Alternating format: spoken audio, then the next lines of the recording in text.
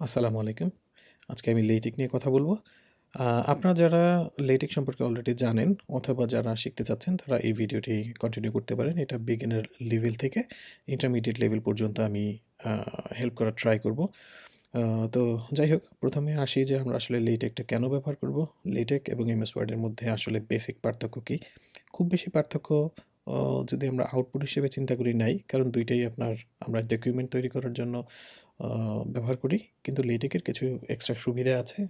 আ LaTeX এর মাধ্যমে আমরা খুব ইজিলি প্রফেশনাল লুকিং ডকুমেন্ট আমরা রেডি করতে পারি। LaTeX বেশ ফাস্ট। আ MS Word এ আপনি অনেক বড় বই, থিসিস পেপার অথবা কোনো প্রজেক্ট যদি আপনারা লিখতে চান, তখন এটা অনেক স্লো হয়ে যায়। পেজ টু পেজ একেবারে নিচের পেজে চলে যেতে চাইলে বা একেবারে উপরের পেজে চলে আসতে চাইলে অনেক সময় নেয়। আ বেশ কিছু প্রবলেম থাকে। ফরম্যাটিংয়ের বেশ কিছু ঝামেলা আমরা সবাই ফেস করি। তো LaTeX এর মধ্যে আসলে এইরকম ঝামেলা নাই বললেই চলে। LaTeX এর মধ্যে অনেক প্রফেশনাল লুকিং আ আপনার ডকুমেন্ট আপনারা ক্রিয়েট করতে পারবেন। সাপোজ আমি এক্সাম্পল হিসেবে এই রিসার্চ পেপারটা আপনাদের দেখানোর জন্য নিয়ে আসছি। আ আপনারা দেখতে পারেন যে প্রত্যেকটা সেকশন এত সুন্দর করে মানে অর্গানাইজড, যেটা আপনার LaTeX এ MS Word এ আপনারা হয়তো করতে পারবেন। বেশ এফোর্ট দিতে হবে। কিন্তু LaTeX এ পেপারগুলো অনেক ইজি এবং অনেক ফাস্ট। আর আ মূলত user friendly in a sense যে আসলে যখন আপনি শুরু করতে পারবেন, মনে হবে যে আসলে খুব কঠিন। কিন্তু যদি শুরু করে দেন এবং শেখা শুরু করেন, তাহলে বুঝতে পারবেন যে আসলে এই জিনিসগুলো খুব বেশি কমপ্লিকেটেড কোনো কিছু না। কারণ আমাদের সবারই রিকোয়ারমেন্ট ডিফারেন্ট টাইপের রিকোয়ারমেন্ট। যেমন কারো হয়তো সিম্পল ডকুমেন্ট রেডি করার জন্য দরকার, আ আবার কারো হয়তো একটা রিসার্চ পেপার লেখার জন্য দরকার। এবং একটা রিসার্চ পেপার লিখতে গেলেও খুব বেশি ডেপথ যেতে হয় বা সফটওয়্যার সম্পর্কে খুব বেশি জানতে হয়, ব্যাপারটা এরকম না। খুব ইজিলি আপনারা আ লাইক আ আমার মতে ১০-১৫ দিন আপনারা সময় দিলেই আপনারা একটা রিসার্চ পেপার ইজিলি লিখতে পারবেন। আর ১০-১৫ দিন না, আপনার ১ম দিন থেকেই ডকুমেন্ট ক্রিয়েট করতে পারবেন।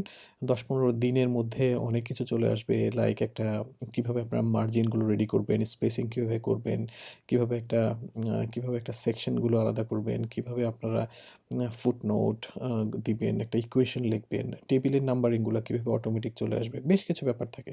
তো এই সব ব্যাপার নিয়েই আমরা আলোচনা করব ধীরে, ধীরে। তো আমি আমার ১ম ভিডিওতে এই সিম্পল ইন্ট্রোডাকশন টুক দিলাম। আর এরপরে আমরা চলে যাব যে LaTeX টা আসলে কিভাবে আপনারা ইউজ করতে পারবেন। LaTeX আসলে ২ ভাবেই ইউজ করা যায়। একটা হচ্ছে আপনি অনলাইন বেসড ওভারলিপ নামে একটি ওয়েবসাইট আছে, যেটা আমি wait a minute. A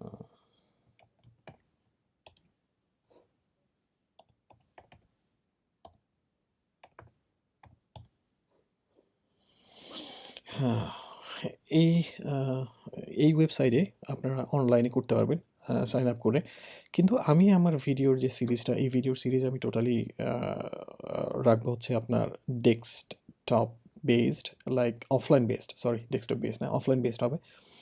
offline based, যাতে আপনারা সফটওয়্যারটা ডাউনলোড করে আপনারা ব্যবহার করতে পারেন আপনাদের কম্পিউটারে।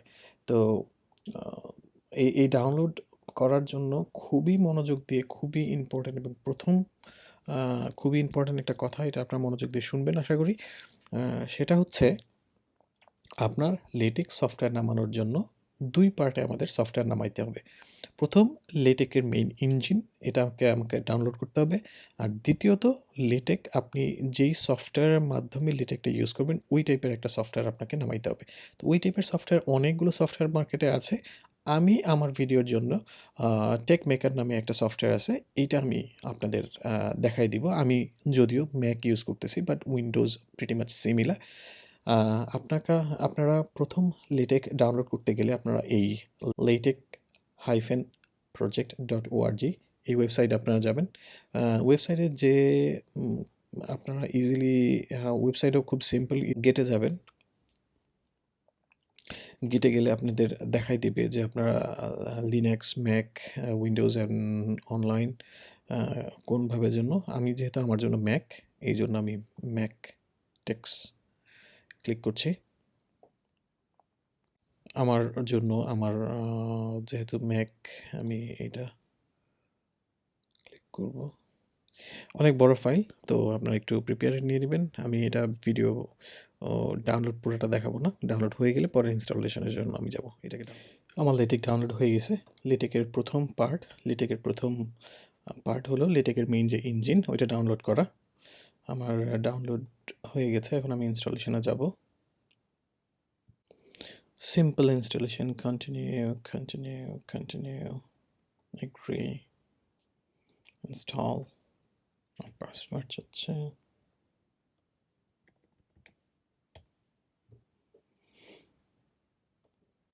টোটাল ইনস্টলেশন প্রসেস আপনার 3 to 5 মিনিটসের মতো লাগবে হয়তো ম্যাক্সিমাম। আপনাদের কম্পিউটারের স্পেসিফিকেশনের উপর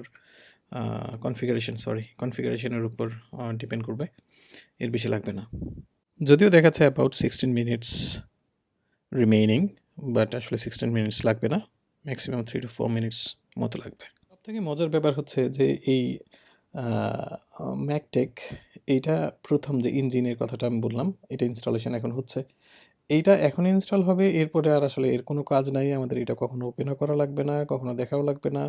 যত কাজ আমরা আমাদের যে আরেকটা সফটওয়্যার যেটার মাধ্যমে আসলে লেটেকটা আমরা ইউজ করব, লিখবো, ওই ওই যে এনভায়রনমেন্টটা ওইটা আমাদের সবসময় ব্যবহার করতে হবে লেটেকের ফাইল ক্রিয়েট করার জন্য, ডকুমেন্টগুলো ক্রিয়েট করার জন্য। আর আমি আপনাদেরকে প্রথমেই বলে দিয়েছিলাম যে আমি আসলে আমার এই ভিডিও সিরিজের জন্য আমি টেক মেকার যেটা আছে, এটা এখন সবচেয়ে লেটেস্ট ভার্সন 5.1.4 এইটা আমি ব্যবহার করব। তো আমি এটাকে ডাউনলোড করার জন্য জাস্ট ডাউনলোড বাটনে ক্লিক করলে আমার ডাউনলোড হয়ে আসবে। আর আমি এগুলোর ইউআরএল যতগুলো আছে প্রত্যেকটা ভিডিও ডেসক্রিপশনে দিয়ে দিব। আপনারা জাস্ট ক্লিক করলেই চলে যাবে। আমার যেহেতু ম্যাক, আপনাদের উইন্ডোজ থাকলে আপনার উইন্ডোজের জন্য নামাই নিতে পারেন। আর আমার যেহেতু ম্যাক, আমি এটা নামাচ্ছি।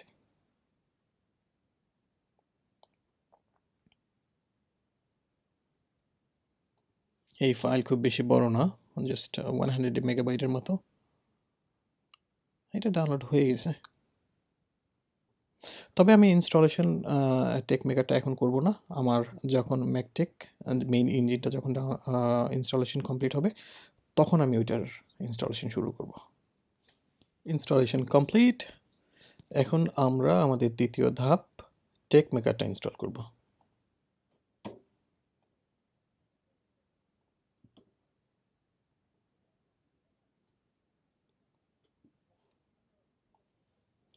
টেক মেকার ইনস্টলেশন খুবই সহজ।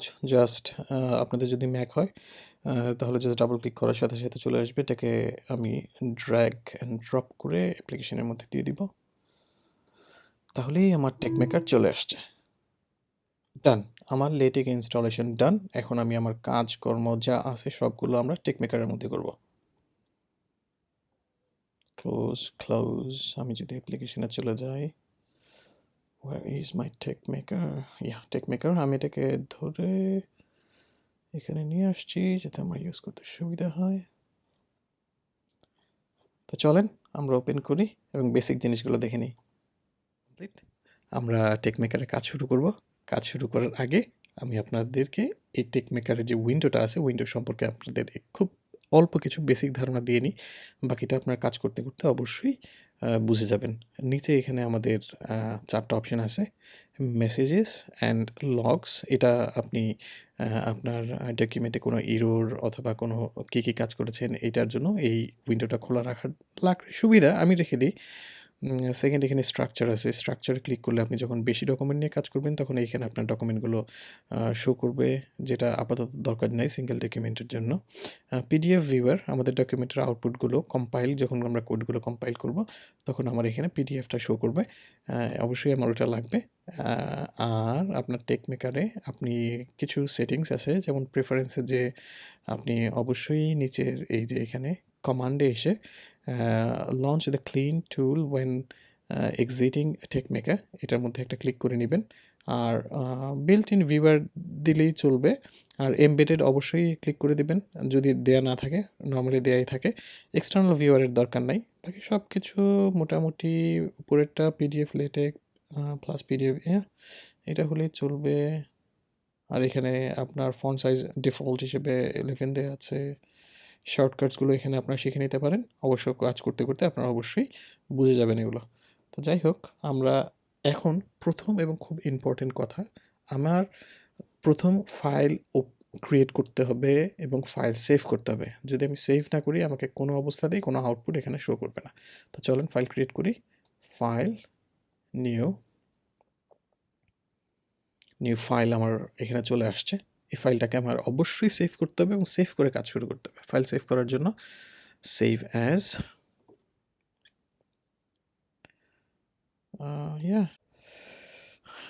লেটেক ডকুমেন্ট, এখানে আমি আমার নাম দিই ফার্স্ট ডক। আরেকটা ইম্পর্টেন্ট ব্যাপার, আপনারা কখনোই নাম ক্রিয়েট করার সময় নামের মধ্যে স্পেস দিবেন না। স্পেস দিলে আপনার প্রবলেম ক্রিয়েট করবে। স্পেস দেওয়ার কোনো দরকার নেই। শুধু আপনি হাইফেন অথবা আপনার আন্ডারস্কোর ইউজ করতে পারেন। First doc. আমি আবারও বলে দিচ্ছি, নাম যখন ক্রিয়েট করবেন তখন অবশ্যই স্পেস দিবেন না। আর এই ফাইলগুলো tex file, TEX tex file হিসাবে সেভ হবে। আর যখন আপনি এক্সিট করবেন তখন এখান শুধু পিডিএফটা থাকবে এবং আপনার টেক ফাইলটা থাকবে। কিন্তু এখন আমি সেভ করেই নাই, কাজ শুরু করলে আমার ব্যাকগ্রাউন্ডে আরও বেশ কিছু ফাইল ক্রিয়েট হবে।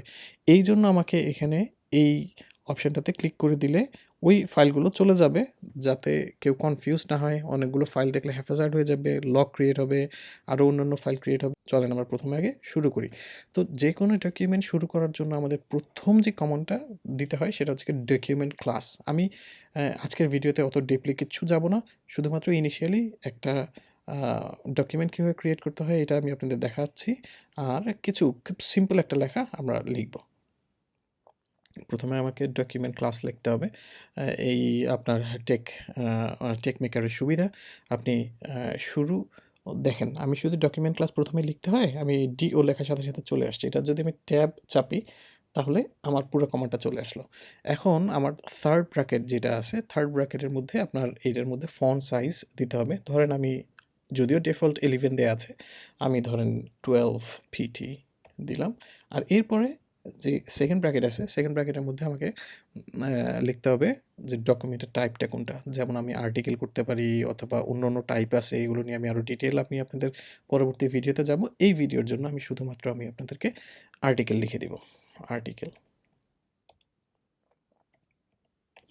তো পরের কমান্ড আমাকে আমি ডকুমেন্টের জন্য বুঝাই দিলাম আমার প্রথম কমান্ডে যে আমার ডকুমেন্ট ক্লাস 12 ফন্ট আমার পুরা ডকুমেন্টে ইউনিফর্মলি 12 সাইজ ফন্ট হবে। আর ডকুমেন্টে একটা আর্টিকেল হবে।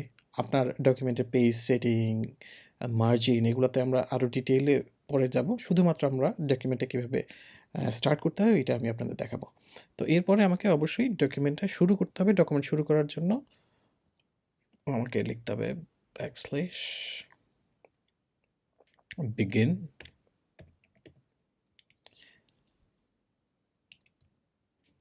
ডকুমেন্ট, অলরেডি চলে আসছে। এবং বিগিন যখন আমি করব তখন এটার জন্য আমাকে অবশ্যই ইন করতে হবে, কিন্তু আমাকে ইন লিখতে হয় নাই। আমি যখন বিগিন ডকুমেন্ট লিখে ট্যাব চাপছি সাথে সাথেই আমাকে অলরেডি চলে আসে। এখন আমি মাঝখানে যাই লিখি এবং লিখে আমি যখন কম্পাইল করব, কম্পাইলের জন্য আমাকে F11, কিবোর্ডের F11 চাপতে হবে, অথবা এখানে কুইক বিল্ডের এই বাটনে চাপ দিলেও হবে। যেহেতু আমরা একটু এফিশিয়েন্ট হইতে চাবো, তখন আমরা শুরু থেকেই কিবোর্ডে শর্টকাটগুলো ইউজ করার চেষ্টা করব। F11 চাপলেই আপনার ডকুমেন্ট যাই লিখেন এটা কম্পাইল করে আমাদের রাইট সাইড উইন্ডোতে পিডিএফের টা চলে আসবে। আর নিচে যদি কোনো ইরোর কোনো কিছু শো করে তাহলে নিচে এখানে চলে আসবে। তো আমরা চলেন লিখি হ্যালো ওয়ার্ল্ড।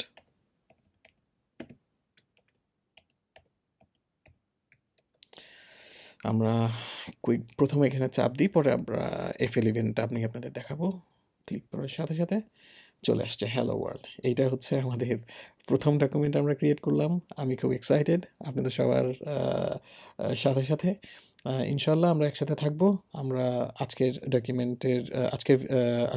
ডকুমেন্ট আর বেশি লেন্দি করব না, এখানে শেষ করব। পরের যে পরের ভিডিওতে আমি প্রথম একে ডকুমেন্টের যে আমাদের initial set up, like paper size, তারপর হচ্ছে আপনার ফন্ট সাইজ, তারপর হচ্ছে আপনার স্পেসিং, এগুলো নিয়ে কথা বলবো। তো ওকে, ভালো থাকবেন সবাই। আল্লাহ হাফিজ।